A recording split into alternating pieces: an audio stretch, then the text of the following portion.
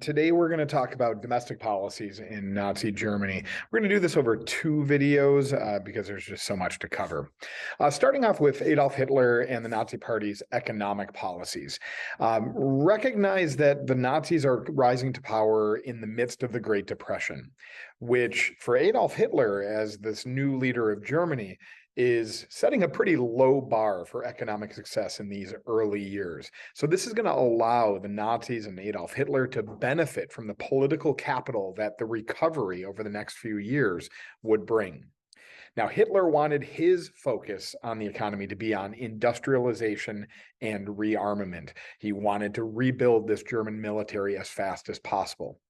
However, his first economics minister, named Hjalmar Schacht, led Germany's economic recovery into the 1930s and didn't really focus on this rapid rearmament that Adolf Hitler wanted to push towards.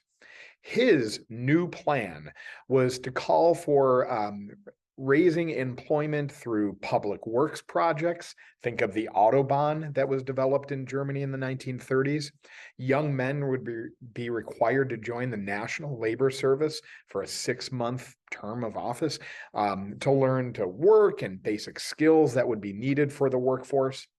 And Schacht wanted the rearmament to be taking place in slower stages over time, so as not to disrupt the needs of the civilian economy. This would ultimately lead to a break with Adolf Hitler and ultimately the replacement of Schacht with influence for the German economy.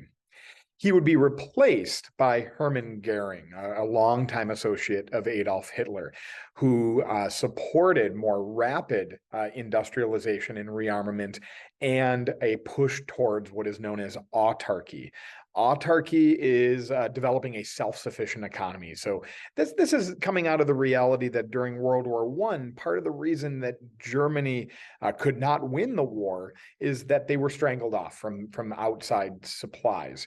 And so the idea of autarky would call for Germany to be able to sustain its own economy internally without needing to rely on foreign trade. And thus, they could win the next war. For Goering, this came through the 4-year plan. Now, note the subtle jab at the Soviets' 5-year plans. This is on purpose. This would call for this push towards autarky, being that economically self-sufficient nation, more control of the labor force, protectionist economic policies to limit imports and support German domestic industries. The continued rise in employment through the 1930s would buoy the Nazi Party and its strength under this 4-year plan. Now, with regard to labor policies, the labor in Nazi Germany was organized under what is known as the German Labor Front that would regulate the German workforce. Every worker was said to be a soldier of the economy. This is a militarization of the German workforce. Workers would be forbidden from joining unions and organizing in strikes, and the labor front would control all hirings, firings, and also wages that people earned. There would be provisions for insurance and education of workers' children. However, the freedom of workers and the freedom of movement to other jobs was strictly restricted. Now, during the war, this starts in 1939, during the war, Albert Speer would be appointed as the Minister of Armaments and War Production to oversee the coordination between the German military and the German industry. And through 1943, the German economy actually continued to increase production through the war and could sustain the needs of the military. But by 1944, with Allied bombing raids on German cities and industries increasing, those numbers began to fall, and producing the weapons that the war needed for Germany became more difficult. War needs would lead to a mass conscription program of workers starting in 1942, essentially forcing Germans into the industrial workforce.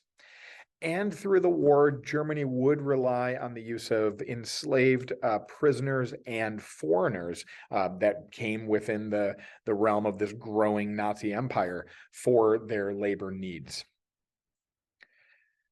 Propaganda in Nazi Germany was ever present, led by this man here. There he is. Where he is? There he is.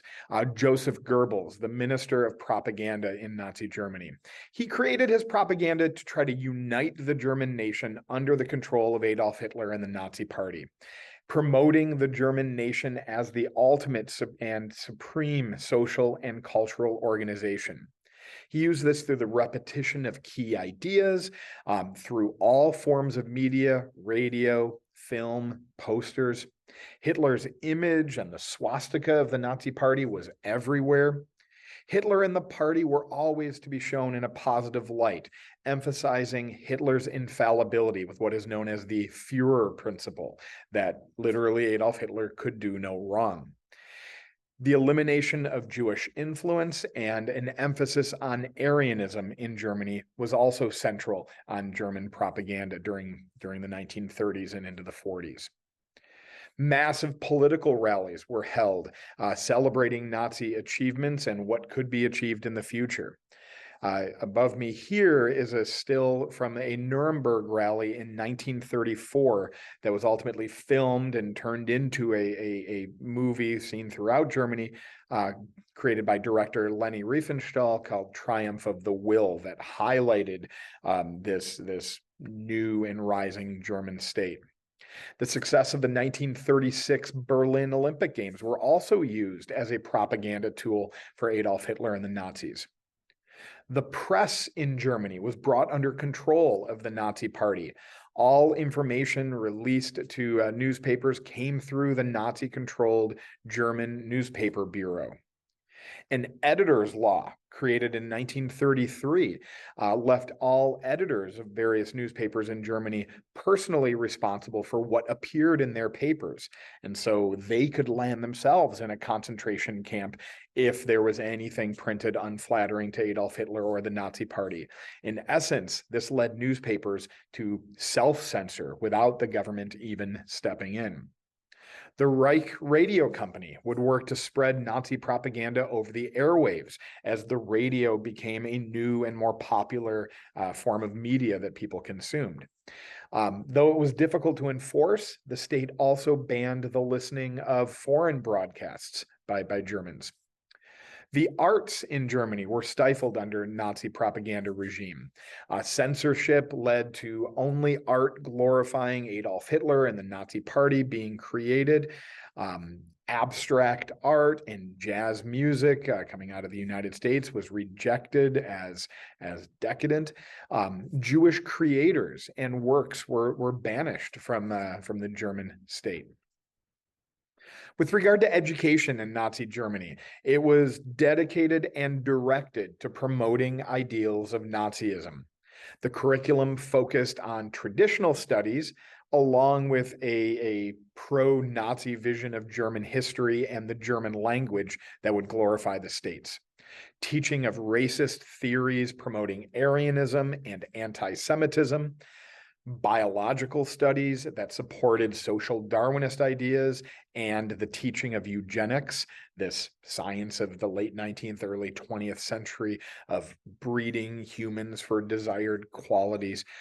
Jewish teachers were removed from schools, and Jewish students were ultimately forbidden from attending them as well. We will be back next time to talk about women in Nazi Germany and also Adolf Hitler and the German treatment of minorities, including the Jews and the Holocaust. We'll see you next time. Take care.